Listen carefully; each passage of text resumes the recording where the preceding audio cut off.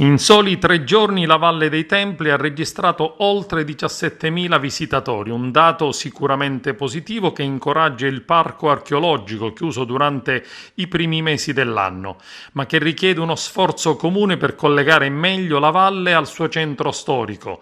Nella giornata di martedì i visitatori infatti sono stati 5.541, nella giornata di mercoledì 6.325 e giovedì 5.713. Sono principalmente turisti italiani ma anche turisti provenienti da ogni parte d'Europa. Questi dati normalmente il parco li registra durante le prime domeniche del mese, quando l'ingresso è gratuito.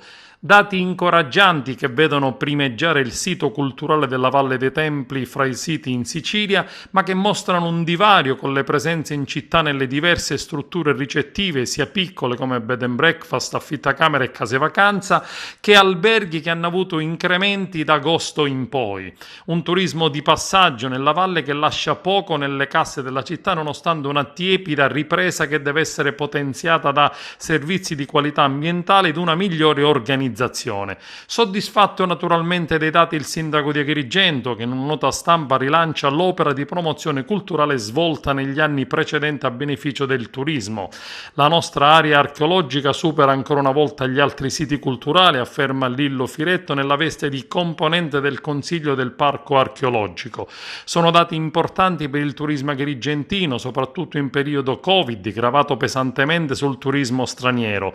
In periodo di lockdown pensare all'estate in questi termini sembrava impossibile. I risultati positivi di queste presenze sono ben visibili anche in città e nelle località balneari di San Leone. È certamente il frutto di una visione e di una campagna di comunicazione che ha lanciato l'immagine di Agrigento e della sua Valle dei Templi come meta turistico-culturale tra le più ambite a livello internazionale, con grandi eventi quali le 2 edizioni di Google Camp e la sfilata di Dolce & Gabbana, di cui ancora vengono proposti video e servizi fotografici, ed altri progetti culturali quali Agrigentium, premio del paesaggio con cui la Valle dei Templi ha conquistato la candidatura di Agrigento a capitale italiana della cultura 2020.